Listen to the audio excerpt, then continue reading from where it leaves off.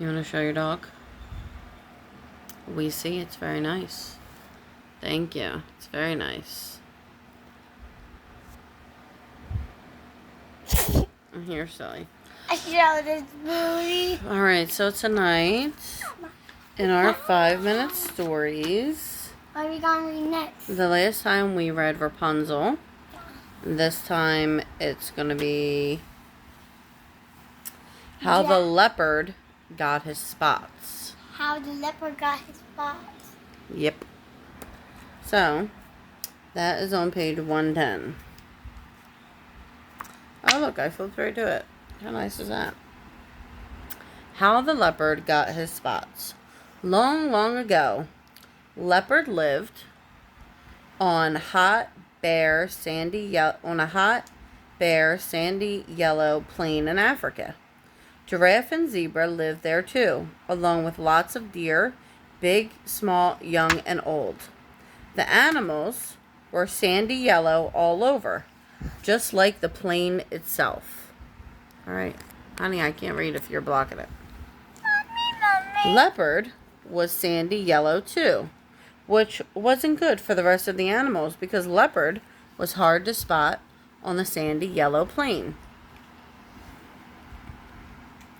He could lie in wait in the sandy yellow grasses, then jump out and catch and eat them up whenever he wanted to. Giraffe and zebra and the rest of the animals lived in fear. Leopard, however, was very happy and never hungry. After a while, Giraffe and Zebra and the others had had enough. They decided to move away from the sandy plain to find a better place to live. They walked and walked until they came to a huge forest, where the sun shone through the trees, making stripy, speckly, patchy shadows and sections of spotty, stripy sunshine. The animals hid themselves there, and while they hid, partly in the sun, partly in the shadows, their skins changed colors. Giraffe's skin became covered with big, brown, blotchy spots from the blotchy shadow he stood in, and Zebra's skin became covered with stripes from the stripy shadow he lay in. The other animals' skin became darker too, with wavy lines and patterns from the shadows around them. Back on the sandy plain, Leopard was puzzled. All the animals had disappeared, and he was starting to get hungry. "Where have they all gone?" he asked Baboon. "To the forest," said Baboon carelessly. "And they've changed. You need to change too." Leopard started to ask Baboon what she meant by change, but baby Baboon needed feeding, and she was too busy to explain. Leopard set out for the forest. He walked and walked, and at last he found it, but all he could see was tree trunks. They were speckled, spotted, dotted, and splashed with shadows. He couldn't see Giraffe or Zebra or any of the others, but he could smell them, so he knew that they were there. Leopard lay down to wait. After a long, long time, something moved in the shadows, and a small deer trotted toward him. But sandy yellow Leopard wasn't hidden in the leafy green forest, so the deer saw him at once and skipped away. All Leopard could catch was its tail. "I'm too small to fill your belly," cried the deer. "Please let me go." The deer was right about that. It was tiny and thin and not really worth bothering about, but Leopard kept hold of his tail anyway. "What happened to all the animals?" asked Leopard. "We've all changed," the deer replied. "Now our skins are speckly, spotty, dotty, splashy, just like the shadows in the forest. You only caught me because I'm young. I should have been more careful." Leopard let the little deer go and sat down to think. "So that's why I can't see Giraffe, Zebra, and the rest of them in the forest," he thought. "They've changed their skins to match the shadowy trees. If I'm going to catch them, I need to change too. How in the world can I do that?" As he sat there thinking, more deer walked through the trees. Then they moved. Leopard could see them clearly.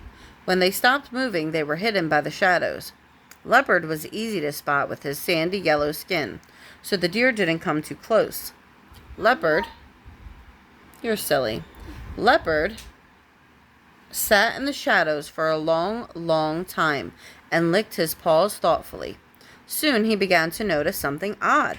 His paws weren't sandy yellow anymore. They had small, dark spots on them, and there were spots on his tail, too. Leopard looked around and realized that the spots on his skin matched the dark patches of shadow he was lying in.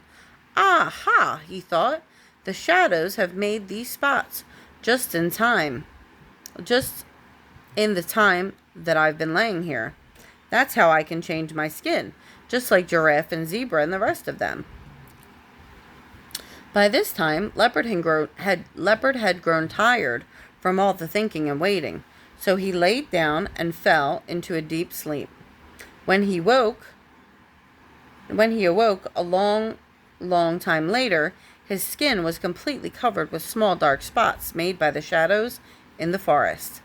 "Well, how wonderful," he said, looking at his new skin. "Now my skin is no longer sandy yellow brownish. I can hide in the leafy green forest so that giraffe and zebra and the rest of them can't see me. Then, when they come close, I can leap out to catch them and eat them up." With that, the spotty leopard set off into the speckly, blotchy, stripy shade of the deep forest, where he lived happily ever after, eating and sleeping and not being spotted, and the other animals learned to hide from him as best they could too. The end. I want to see the whole book.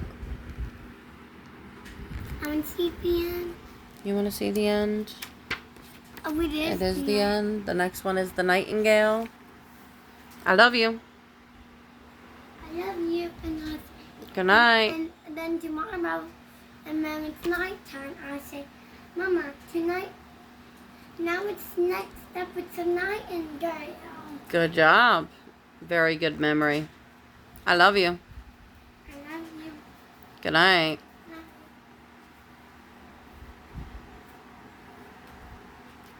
I'm Blue Rainbow, friends. You are silly, huh? I am.